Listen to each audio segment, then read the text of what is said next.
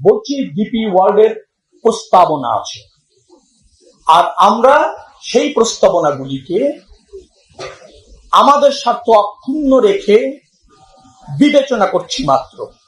আমি যদি শব্দ ব্যবহার করতে সঠিক হয়ে থাকে, আপনি যেটা বলছেন যে এখানে নতুন করে আর ডিপি ওয়ার্ল্ডের বিনিয়োগ করার কোনো সুযোগ নেই, আমরা ইতিমধ্যে বিনিয়োগ করছি এবং এই প্রকল্পের সুফল পাচ্ছি, এবং যা আমরা পাচ্ছি ডেফিনেটলি সেটা যথেষ্ট বলে আপনি মনে করেন।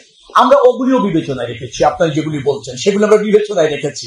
আমরাও জানি যে আর কত টাকা এখানে ডিপি ওয়ার্ল্ডকে নতুন করে বিনিয়োগ করতে হতে পারে, এবং কত টাকা বিনিয়োগ করে সে কতটা সুবিধা নেবে বা কতটা সুবিধা আমরা তাকে দিব কি না, সেইগুলো বিবেচনায় রয়েছে। আপনার প্রশ্নটা আমাদের বিবেচনায় রয়েছে, এইগুলি বিবেচনা করেই সরকার সিদ্ধান্ত নিবে। কি সিদ্ধান্ত নেবে, সিদ্ধান্ত নেওয়ার সময় জানাবো। মুক্ত টেন্ডার একটা প্রক্রিয়া, G2G একটা প্রক্রিয়া, PPP একটা প্রক্রিয়া, সবগুলি কিন্তু প্রতিষ্ঠিত প্রক্রিয়া। তো এই প্রতিষ্ঠিত প্রক্রিয়ার মধ্যে কোনো একটা প্রপোজাল যখন যে প্রক্রিয়ায় আসে, প্রথমে সেই প্রক্রিয়ার সাথেই বার্গেনিংটা করতে হয়।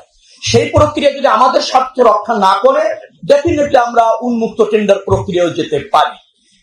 যেহেতু প্রক্রিয়াটার প্রস্তাবনা ওই রকম, নিশ্চয়ই সেটা নিয়ে আমরা কথা বলছি, আর এটার সিদ্ধান্ত অবশ্যই হবে দ্রুততম সময়ের মধ্যে। আবারও বলছি, সবাই বলে যে দেশের স্বার্থ বার্গেনিং হচ্ছে, এটা অন্যান্য সরকার বলেছে, আপনি বলছেন, আর আমরা বলছি দেশের স্বার্থ রক্ষা করে হতে চলেছে। সেটি না যদি হয়, নিশ্চয়ই আমরা তার জন্য জবাবদিহি করতে বাধ্য আছি, কারণ আমরা ম্যান্ডেট প্রাপ্ত সরকার, জনরায়ের ভিত্তিতে আছি। জনগণের স্বার্থ রক্ষা এবং জনগণের কাছে জবাবদিহি করা আমাদের রাজনৈতিক অঙ্গীকার। ডেফিনেটলি বর্তমান সরকার সেইগুলি বিবেচনা করেই দ্রুততম সময়ের মধ্যে সিদ্ধান্ত নেবে। লালদিয়া একটা পোর্ট, কন্টেইনার টার্মিনাল, তারপর ধরেন বে টার্মিনাল, তিনটা পার্ট হয়েছে। পতেঙ্গা টার্মিনাল ফাংশন করছে, ওরা করছে। তো এই যে জায়গাগুলি আমরা যাচ্ছি, নিশ্চয়ই তো সেটা আমাদের ক্যাপাসিটি বাড়াচ্ছে, আর সেই ক্যাপাসিটি বাড়ানোর প্রয়োজন রয়েছে। 40% মতো কন্টেইনার আমি যেটা জানলাম এখান থেকে খালি চলে যাচ্ছে দেশের বাইরে। তার মানে আমার কি এক্সপোর্ট আরো বাড়ানোর সুযোগ আছে। ফলে কি হতো, এই সুফলটা আমি সম্পূর্ণভাবে রাষ্ট্র পেত। আবার এটাও আপনি জানেন যে আমাদের প্রায় 92% আমদানি রপ্তানি অর্থনীতির এই পোর্ট কেন্দ্রিক হয়।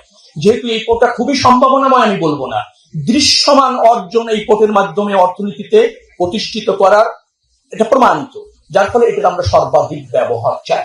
মনে রাখা দরকার, সর্বাধিক ব্যবহার যখন আপনি চাইবেন, প্রাথমিকভাবে মনে হতে পারে কোনো কিছু আপনি স্যাক্রিফাইস করছেন, কিন্তু আপনি যখন ধৈর্য রাখবেন, ওটা যখন পরিপূর্ণভাবে বাস্তবায়ন হবে, দেখবেন যে অনেক বেশি সুফল আমরা পেতে চলেছি।